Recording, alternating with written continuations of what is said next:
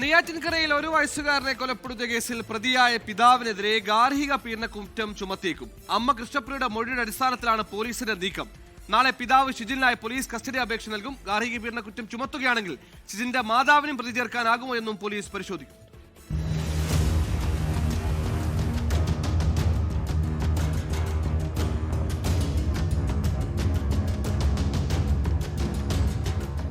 നെയ്യാറ്റിൻകരയിൽ 1 വയസ്സുകാരനെ ക്രൂരമായി കൊലപ്പെടുത്തിയ കേസിൽ പ്രതിയും കുട്ടിയുടെ പിതാവുമായ ഷിജിലിനെതിരെ കൊലപാതക കുറ്റം മാത്രമാണ് നിലവിൽ ചുമത്തിയത്.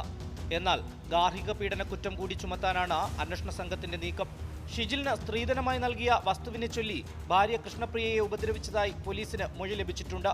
ഇതോടെയാണ് കൂടുതൽ വകുപ്പുകൾ ചുമത്താനുള്ള ആലോചന. ഗാർഹിക പീഡനത്തിൽ പ്രതിയുടെ ബന്ധുക്കൾക്കും പങ്കുണ്ടോ എന്ന് അന്വേഷിക്കും. കോടതിയിൽ ഹാജരാക്കിയ പ്രതിയെ ഇന്നലെ റിമാൻഡ് ചെയ്തിരുന്നു. നാളെ ഇയാളെ കസ്റ്റഡിയിൽ വാങ്ങാനുള്ള അപേക്ഷ പോലീസ് നൽകും. ഇക്കഴിഞ്ഞ 16 പുലർച്ചെ 3 മണിയോടെയാണ് 1 വയസ്സുകാരൻ ഇഹാനെ സ്വന്തം പിതാവ് ഷിജിൽ അതിക്രൂരമായി കൊലപ്പെടുത്തിയത്. 24 തിരുവനന്തപുരം.